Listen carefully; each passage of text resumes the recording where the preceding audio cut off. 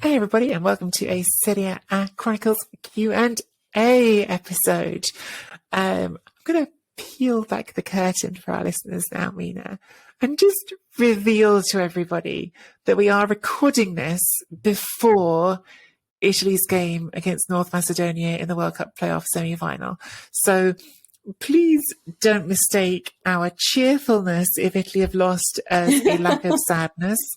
Obviously, the real reason we had to record this before is that if Italy have lost, I will be in mourning.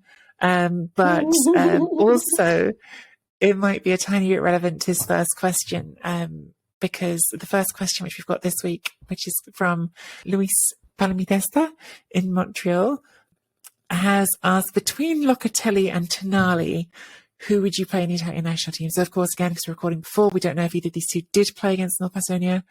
Luis writes, I think Locatelli has underachieved since his move to Juventus. Mina, I can see you're perhaps giving away with your facial expression right now that you don't necessarily agree with that starting premise from Luis. Listen, I understand why Luis thinks that he's underachieved, because obviously he was like flying at Sassuolo. But this is what happens when you have Maxime Lopez next to you and you are allowed to indulge a little bit more in your strengths. And then when you come to Juventus and they have no midfield and they're completely reliant on you sort of doing everything. So I do think there is a level of him and Juventus trying to find their tactics, trying to construct slowly. And sadly, he is without those perfect partners that will help bring out the best of him. And I think that's why it might look like he's not at this moment the player that we know he is, or can be, let's say, and he's not showing that to his full potential. But I think that we will slowly start to see that. But when he has been allowed to indulge in that, I think we've also seen the very best of him. But it is kind of a little bit of a Juventus don't suit him, because right now Juventus don't have a midfield, because unfortunately they have a terrible Rabiot that always plays, who has absolutely no understanding of any tactical nature in football, and an Arthur who likes to pass sideways or backwards, but rarely forward. And so it doesn't really help Locatelli, because if everything keeps changing. He wasn't playing with Arthur before. Now he is playing with Arthur. There was Weston McKennie. There's no Weston McKennie. Zakaria was brought in and now he's no longer there. So I just feel like it's all a little bit crazy. Even the forward line has changed massively, from Ronaldo in the first game to Moise Kean arriving to then, Dybala injured and Chiesa gone, and now Vlahovic and Morata usually. So it's quite hard. But for the actual question on who would you play in the Italian national team, honestly, I'd like to see both. And I think they're very different players. I think the question has always been Locatelli or Verratti. At least in the Euros, that was very much what everyone was talking about. One of them is very good at sort of taking challenges on and releasing and creating space for those ahead of them in Verratti. He is a different type of ball player. Also, I do like to see him closer to the attacking lineup in terms of Verratti than anywhere else. But Locatelli is a much more vertical player, very good off the ball. Is somebody who will pass the ball, run up, receive, score. A lot of the time, Verratti gets accused of playing these beautiful balls and then sort of watching what he's produced as a result, But he's different on the ball, and I do think they're different. But for Tonali's everything. But I would say he's closer to, your Gattuso kind of player, your nitpicker. I'd like to see Tonali. I'd like to see Barella. There are so many that I don't honestly know how to create this midfield. But I would probably not choose Verratti, and I think people would lose their minds. But I would like to see both Locatelli and Tonali. What about you? Yeah, I'm really reluctant to let go of the starting trio from the Euros. I think it worked. Okay. I think that Mancini found the balance for it. But I think that you sort of highlighted the most important thing, which is that these two players that we're choosing between here are quite different in terms of what they offer to you. And it really depends to a very great degree what kind of midfield you want to have. Now, obviously, at the Euros, Italy ran with this 4-3-3 that allowed Roberto Mancini to use what's basically a sort of, it's almost like a sliding scale, actually, of sort of the types of midfield you've put in there, because Jorginho is your true regista. I don't know if I use these words if all of our listeners know what that is, but a regista is as a deep lying playmaker. It's generally your midfield orchestrator, your metronome, some people would call it, the one who sets the tempo from the middle of the pitch, who generally sits in a slightly more withdrawn position in front of the defence, but is not a destroyer. Can do some of that, but their first job is to sort of, I keep using different metaphors, but actually probably the best one is to be the quarterback of your team, to run the game, to be the one in the middle of the pitch who says, okay, this is what the play is going to be. This is what it's going to look like. It all starts with that player. And alongside that, Roberto Mancini had this two sort of slightly different options alongside him, depending on which of the other three it was alongside him. But if it was Barella and Verratti, which was the first choice, Barella is really a mezzala, that's a half wing. He's very much a box-to-box player, and that's what he's doing for you. Verratti is almost in between, because Verratti has been a regista at times, but he's still probably most naturally doing that box-to-box work. So he's almost, again, like the hybrid in between. Locatelli, for me, it was presented as the halfway house, but I think he's more of a mezzala, more of a box-to-box player than he is anything else. And I think that he works in that role.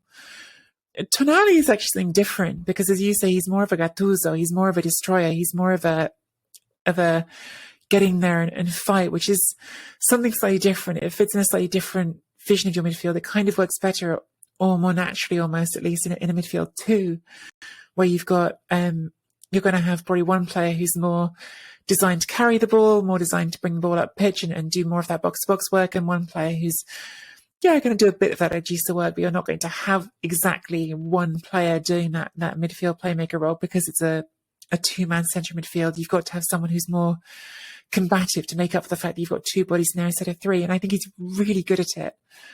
I don't know exactly how he would fit into a three. I'm certain you could fit him into a three, but I think that's very much how I view him. Is look, he's a good passer of the ball. I'm not trying to do down his passing. I like him on the ball, but what marks him out compared to some of these other Italy midfielders is, I believe, in his grit, the fact he's going to be getting in people's way, getting in people's faces, getting under opposing midfielders' feet and winning the ball for you a lot in that midfield space. And I think that's really valuable. And I hope that he finds a role in his Italy midfield, not necessarily as a starter, but certainly as part of the menu of options that Roberto Mancini has available to him. So, yeah, different options depending on what you want to do tactically. Sorry. No, I was just going to say that I guess what your balance on midfield changes as well to what you have on your fullbacks. If you have two very attacking fullbacks, like Theo Hernandez and Calabria, or Ashraf Hakimi and Perisic, let's say, what I mean, or Gosens, let's say, then you probably need more of a Tonali in midfield. So, but if you somebody who's a little bit more combative that can hold and help it. But then again, if you do have a finer balance where your fullbacks defend a little bit more and you want more creativity through the middle, then you might play Jorginho and Verratti together alongside, I don't know, like a mezzala, just because of the balances of the side. But yeah, it's a great point. It's a great point. And I just think it's worth adding as well, like, part of the issue that Italy is struggling with at the moment is that Euro 2020 setup worked best when you had Spinazzola at left back, who was getting forward from left back. Yeah. And ever since he's been out, even the latter part of the tournament, the team has struggled to recreate that dynamic. And it's very possible that we're going to see very different formations. We might already have seen them by the time you're listening to this, as I say, because we're recording before the North Macedonia game. But that it might be that either of those players, Tonali and Locatelli, fits in differently. So just to say that, and interesting question. Okay, next one is from Ziad, who is a Chronicles Tifosi Patreon member. Well, nice to hear from someone in New York.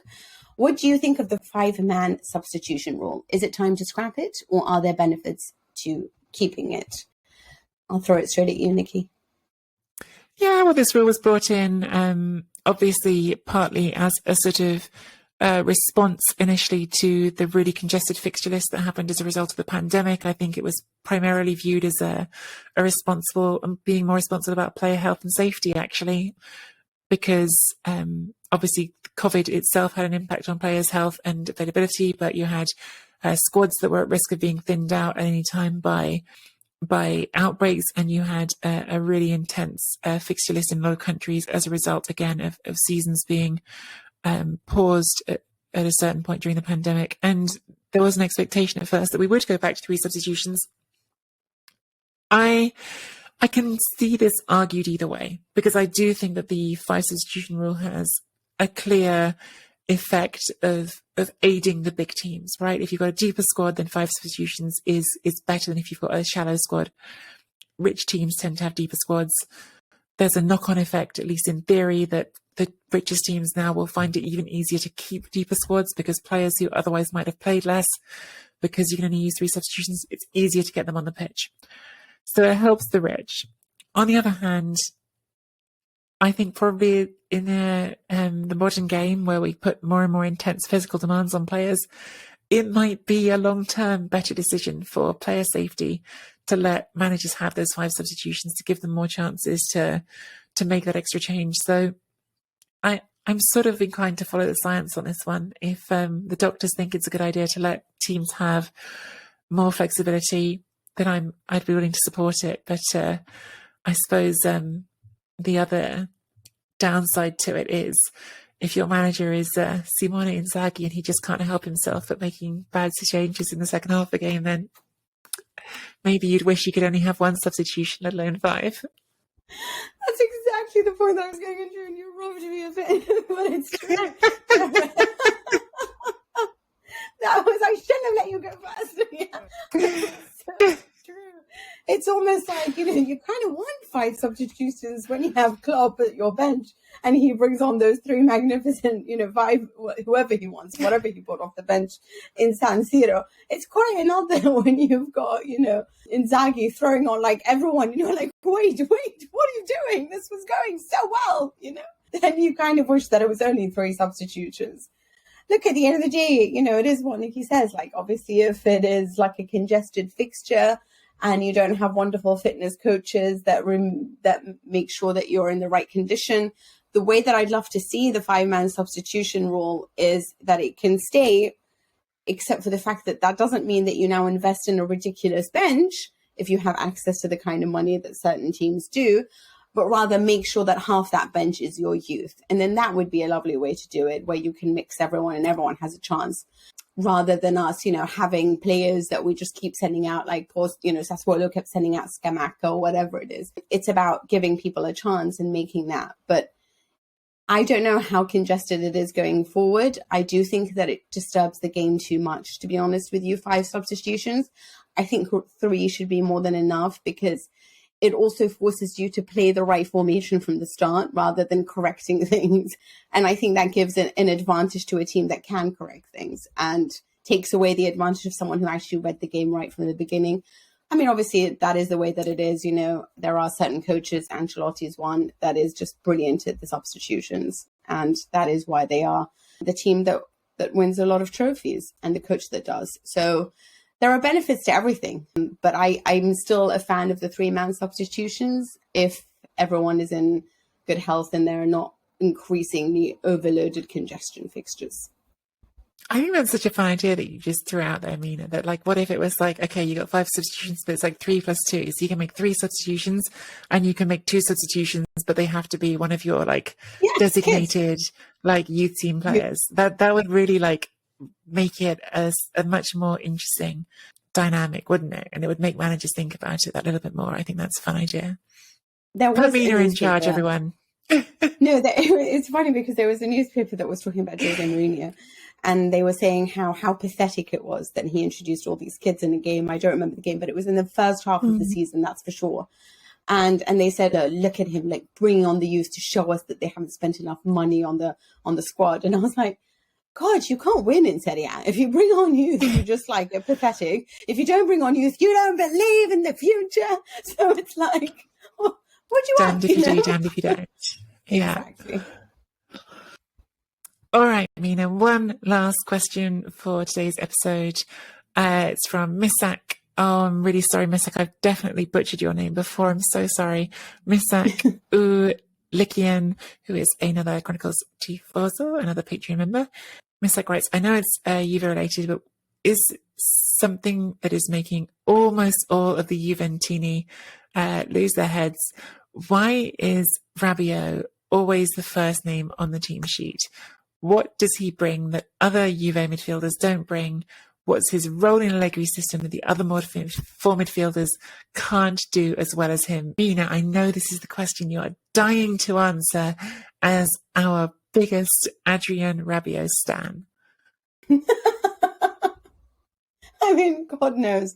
I would love to bring Didier Deschamps, Max Allegri, and just put them in a room together and be like, you know, is his mother, is his agent, is she threatening your life? You know, like, is something going on? Like, explain to me why You don't have to talk. Just nod. Yeah, if just you're nod. if you're at risk. If you don't want to tell us, if you've got someone watching you, if you're worried about the walls are bugged, just nod if there's something we need to know. Because it's insane that a man who Capello has described as somebody who just doesn't even understand football. And Gazzetta said, we're still unsure. We're like 30 games into the season and they're still not sure what Rabiot does. I mean, look, Arthur got a lot of flag, and rightfully so, for his performance against Villarreal. But it is also because he does have a player like Rabiot alongside him. There was a part of me that felt sorry for him because you don't know what the point of Rabiot is. He doesn't make insertions from midfield like Allegri keeps telling us he can do and just doesn't. Yeah. Physical, he's reckless most of the time. He doesn't watch his markers. He's poor defensively. He always drops his concentration. Okay, if there's one department in PSG that they haven't got right, yeah, one department. I mean, they've got like a stacked midfield and they've always had a relatively okay defense, you know, Thiago Silva or Marquinhos or whatever. Their midfield has always been the problem, right? Their midfield has always been the problem ever since they lost Thiago Motta. And Verratti's probably their only guy right now who shines, because not even Ronaldo, who's a wonderful midfielder, has managed to shine. Juventus go and get a midfielder from there? Like, I mean, if PSG are willing to let you go, you're probably not that good to begin with, because this is the one department they don't know how to do. I honestly do not know what his strengths are. I have only seen weaknesses from him. I know that he can manage a cross, which is great. He sometimes manages a shot from outside. Again, most of those aren't converted. I can't play a player because he might manage one cross. But right now, honestly speaking, I'll put it this way. When I was speaking to actually a managing director, sporting director over the week after the Juventus game, he said even if they put Perrin in that place, Perrin is the substitute goalkeeper for Juventus, they would have done better than Rabiot. So nobody knows. Nobody knows what it is. I mean, now he's maybe playing because there's just a serious injury crisis and there are no midfielders available, so they have to like play Rabiot. But when there is an option there, like there was in the beginning of the season, he was still the name on the sheet. So I do genuinely think like there is something either we're not seeing in training or something of a more, let's just say, crazier nature than that. Yeah, I mean, look, I think sometimes we can be too damning of individuals in certain contexts. I think it's been kind of interesting to see a couple of players at Juventus who were not going great at Juventus who are thriving at Tottenham in very quick time, Bentancur and Kulusevski, although also I think everyone overreacts to the newest thing, and a more sensible judgment on both of those players will be given at the end of the season than right now. But still, they're off to an encouraging start at Tottenham. And I think that's always worth bearing in mind. But Rabiot is a mystery to me. He wasn't particularly a success at PSG. He wasn't, they didn't mind letting him go. And even if you think there's something there to save, I haven't seen it at Juventus. What does he do? He scores some great goals every now and then. But in terms of what he provides overall to the team, to team balance, to Juventus build-up play, I don't get it. And the only thing I can say about that is, Mina, look, sometimes we all have to remind ourselves, and I certainly do, that I haven't won Serie A. I haven't gone to a Champions League final. Max Allegri has. I haven't won international cup competitions. Didier Deschamps has. So I'll defer. But to me, Adrien Rabiot is a mystery. Can I just say to you that he was picked over Camavinga for the Euros? Yeah, I mean, are you mad? Yeah, it really makes no sense to me. And I'm telling you this, Every writer for L'Equipe, every writer for Parisien, every writer right now in Italy is trying to answer this question, you know? And I can honestly tell you, none of us has found the answer. Maybe one day we'll figure it all out. But until then, it just goes to show you that if you are good to your mother, you get everything in life. And Rabiot has been good to his mother. So we hope you enjoyed this Serie A Chronicles Q&A. Check out our website at serieachronicles.com and click the Chronicles Tifosi button to join our Patreon community, where you'll get access to exclusive episodes. Or to support the show with a one-time tip, you'll also find the button on the website to take you there. Get your questions in on Twitter at Serie A Chronpod with the hashtag Chronicles Q&A or via the website. Find us both on Twitter at Nicky Bandini, at Mina Rizuki, and subscribe to the Serie A Chronicles YouTube channel for clips of the show. This was a really fun Q&A, guys. Thank you for your questions, and do please keep them coming. Until then, Forza Italia, and let's hope that we see you all at the World Cup. Ciao for now.